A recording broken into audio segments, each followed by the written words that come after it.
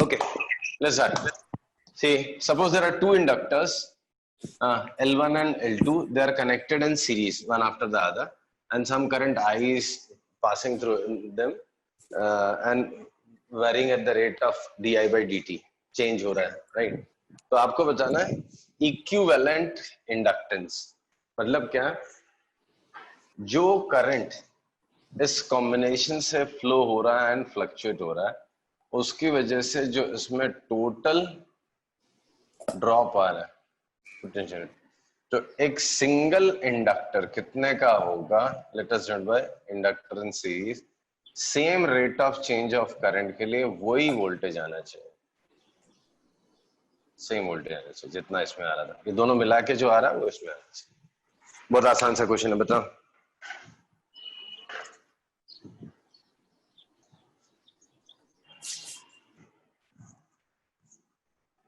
इन दोनों के अक्रॉस जो वोल्टेज ड्रॉप आ रहा है ELS, इसके अक्रॉस जो आएगा E1 प्लस E2, राइट? तो di by dt के टर्म्स में ये क्या हो जाएगा, E1 क्या आएगा, minus L1 di by dt, और E2 कितना हो जाएगा, minus L2 di by dt। EL क्या होगा, ये इक्विवेलेंट इंडक्टेंस है, LS है उसका inductance, minus LS di by dt, minus di by dt से डिवाइड कर दो तो inductance in series is L1 plus L2। यही फॉर्मूला है, फॉर्मूला कह लो, डेरिवेशन कह लो, रिजल्ट कह लो, whatever you want. Sir minus किस चीज के लिए? अरे लेंज लॉ वाला minus, E is equal to L di by dt का माइनस नहीं आता था, E is equal to minus d phi b by dt, y is Li। Minus. हाँ मत लिखो, सिर्फ सेम सबका साइन सेम ही लेके चल रहा है, तो मत लगाओ भाई सर, ये माइनस ना बहुत दुख देता है सर। वो तो है। ये वाला कुछ करके दिखा दो, I is equal to I1 plus I2, parallel में लगा हुआ कुछ।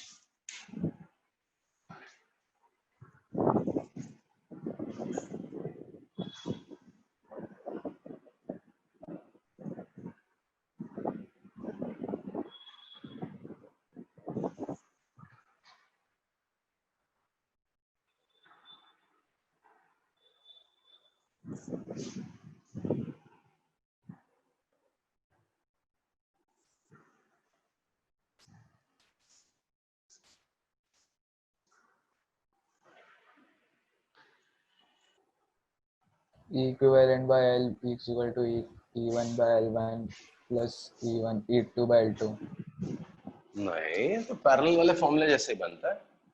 सी I1 क्या होगा, सॉरी डिफरेंशिएट कर दो तो di by dt equals to di1 by dt plus di2 by dt। अब पैरेलल में तो दोनों पे सेम वोल्टेज ही आने वाला है, तो E1 कितना होगा, E1 is minus L1 di1 by dt, तो di1 by dt is minus E1 by L1, तो ये हो गया माइनस E1 बाय L1, ये हो गया minus E2 by L2। And equivalent capacitance क्या, इंडक्टर क्या होगा, एक सिंगल इंडक्टर जो I करंट के लिए सेम वोल्टेज ड्रॉप दिखाएगा, LP से डिनोट कर देते हैं, तो सेम वोल्टेज ड्रॉप दिखाएगा। कितना वोल्टेज ड्रॉप, जितना पहले आ रहा था सबका सेम है। तो I कितना हो गया, सॉरी सब में सेम था, E1 E2 सब सेम ही था, इज इक्वल टू E, तो minus E by LP, minus E से सबको डिवाइड कर दो तो 1 by LP is equal to 1 by L1 plus 1 by. Series और पैरेलल जो रेजिस्टर का है वही ये फॉर्मूला इंडक्टर का है। रेजिस्टर्स अगर आप सीरीज में कनेक्ट करते हो, पैरेलल में कनेक्ट करते हो, तो जो फॉर्मूला बनता है the same formula is applicable, similar formula we have for inductor also. So if two or more than two inductors are connected in series, equivalent inductance is L1 plus L2 plus L3 whatever, or 1 by LP is equal to 1 by L1 plus 1 by L2 plus 1 by। Okay, समझा? yes, समझ sir. लो, नहीं समझ में आया तो वापस से पूछ लो, मैं एक्सप्लेन कर देता हूँ। अदरवाइज एक LC सर्किट का, LR सर्किट का क्वेश्चन करते हैं।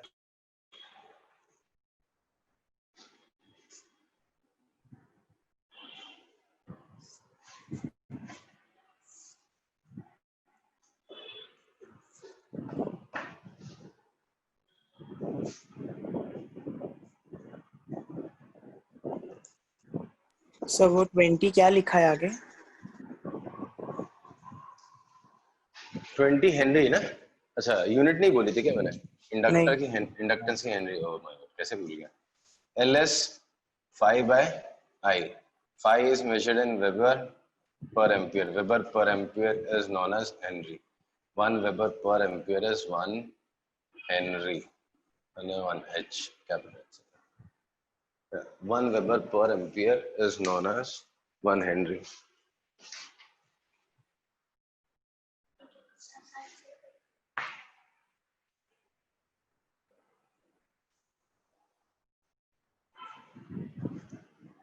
या ऐसे भी आप देख सकते हो, एल क्या था, ई upon D I by D T, तो ये हो गया वोल्ट सेकेंड पर एम्पियर, वोल्ट सेकेंड पर एम्पियर। तो यहाँ से भी आप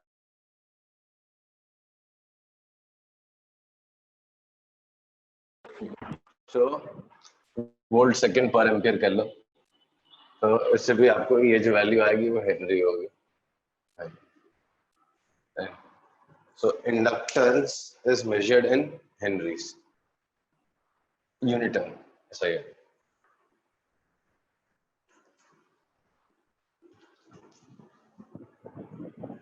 4/10 into 1 minus e raised to minus t by 2. कितना आ गया? 4/10 into I as a function of time आना था, टाइम के हिसाब से चेंज होता, अभी कल ही तो पढ़ा था। टाइम का है तो बता सर। आई इक्वल्स टू कितना है, आई नॉट क्या आएगा, 4/10, 0.4 इंटू क्या, 1 minus e raised to minus RT by L. 1 e raised to minus RT by L. तो आर एल सब्स्टिट्यूट करना, दिया है T by 2 बचेगा। t/2। अच्छा, so this is how we express current as a function of time, ठीक मैंने है। तो बोला था। अच्छा, मुझे ये नहीं सुना, ओके ना। Second question, find the current at t equals to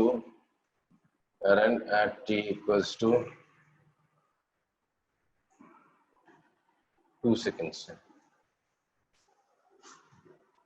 current at t equals to 2 seconds कितना होगा?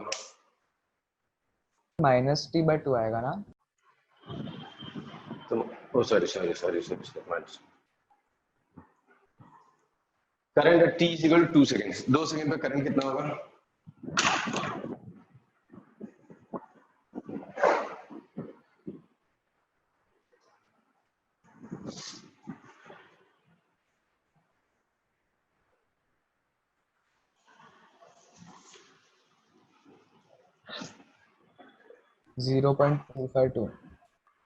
सर वो क्या Sorry, वैल्यू होती है? 0.37 होती है, e raised to the power minus 1।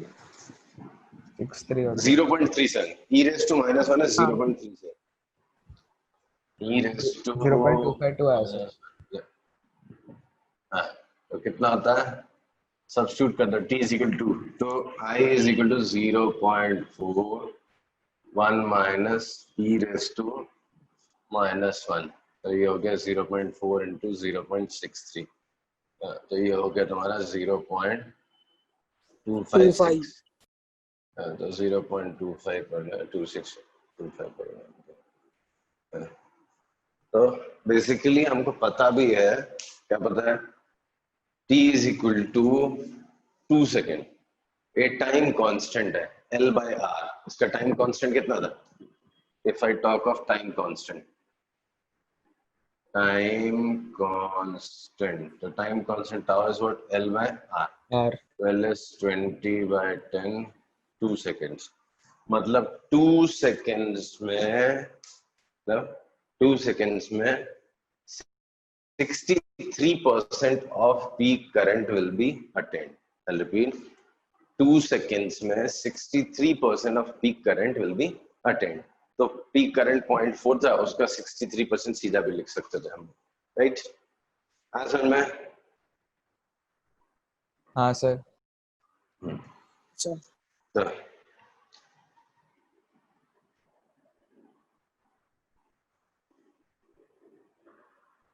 I t is equal to 6 seconds.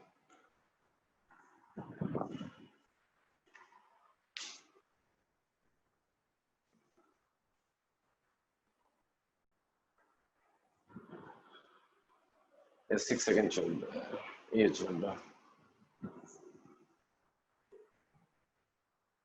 ऐसा आएगा इसका भी, बट हाफ लाइफ वाले देखते हैं ना, ये समझने की कोशिश करते हैं हम लोग. Time at which current in the circuit is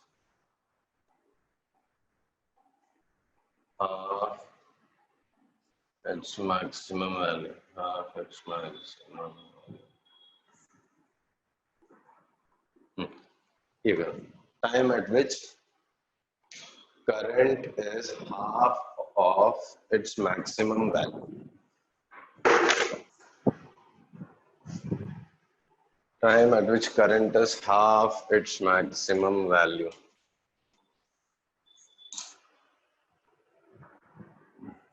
ln4 ln4 1 minus chance एक करता, see half of its maximum value है, तो सब कुछ दिया ही हुआ वैसे सब्स्टिट्यूट करना है, तो half of maximum value 0.04 is 1 minus e raised to minus t by 2, तो ये हो गया आपका कितना 1 by 2 is 1 minus e raised to minus t by 2, so e raised to t by 2 is equal to 1 minus half is half, so ln minus 1 minus half, so ln of this e raised to minus t by 2 is equal to ln of half. Ln of half is minus ln of 2. Ln of e is 1, so this is minus t by 2 is equal to minus ln of 2. So minus minus plus t is equal to ln of 4. ln of 4. So t is equal to ln of 4 2 ln of 2. ln of 2 कितना होता है? इसको कैसे compare करते थे? 2.303 into natural logarithm करते थे. Natural logarithm of 2 is 0.3010. ये मिला के 0.693 आ जाता है. 0.7 अप्रोक्सीमेटली पकड़ सकते हैं. तो नियरली 1.4. तो 1.4 सेकेंड्स में 50% ऑफ मैक्सिमम वैल्यू अटेन कर लेता है. ओके. हाँ सर. कौन सा क्वेश्चन है मतलब?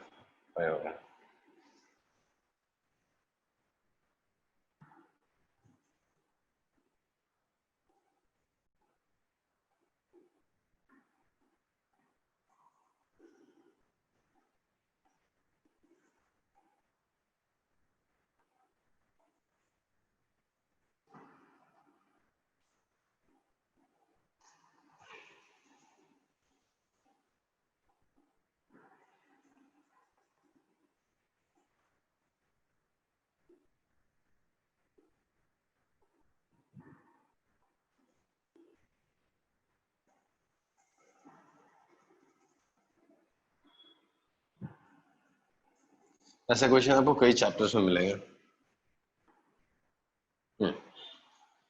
87.5% ऑफ द मैक्सिमम वैल्यू.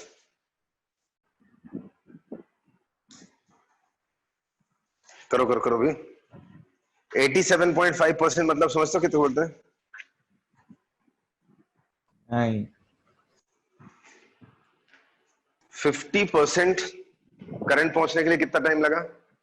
1.4. अच्छा, जो बचा हुआ उसका 50% कितना होता है?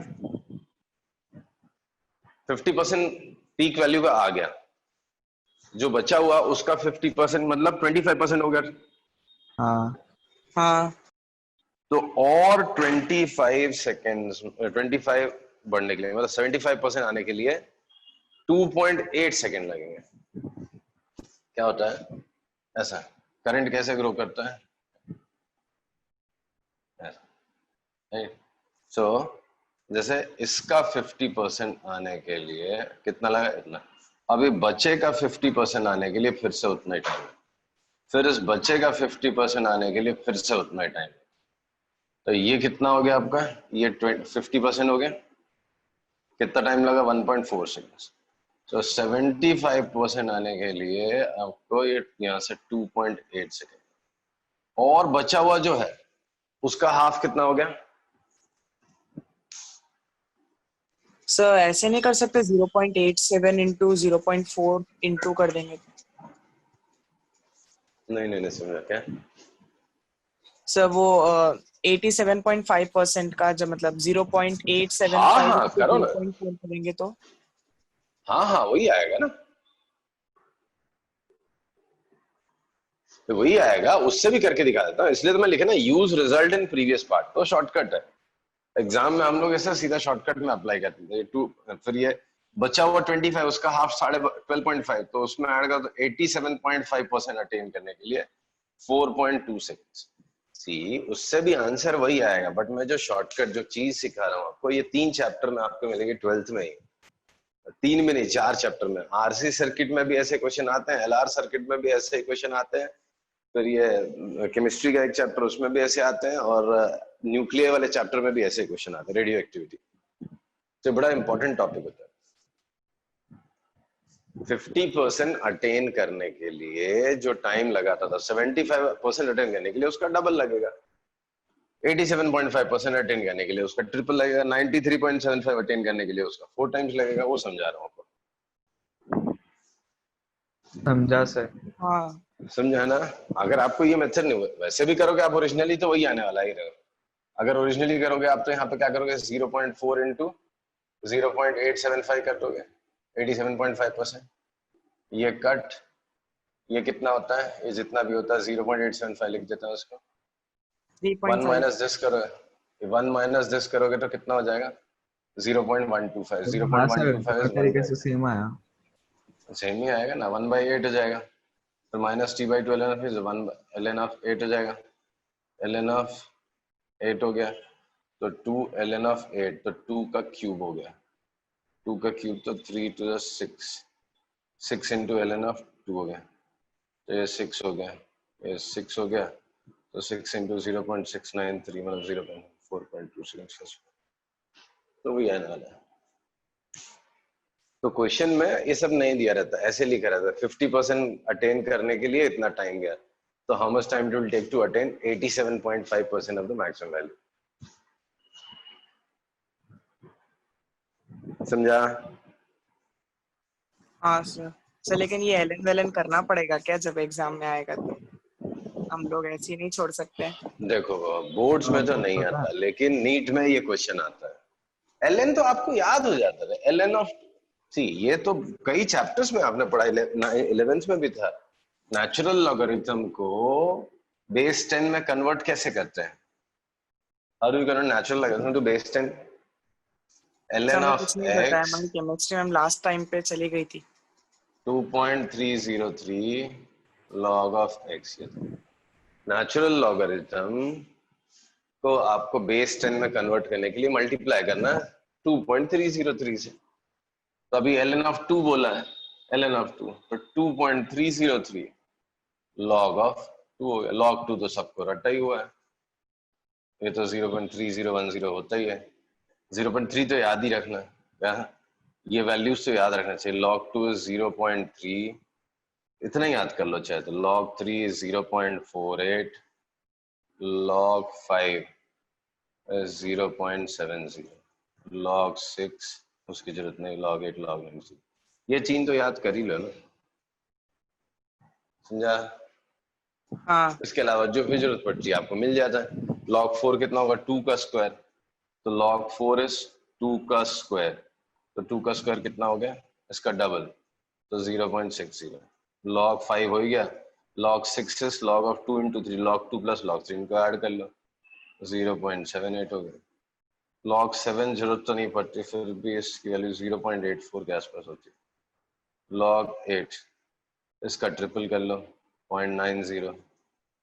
log 9 इसका डबल कर लो 0.96, फिर सब मिल जाएगा। तो ये दो तो बहुत, 3 याद रख लो तो सारे काम हो जाते हैं।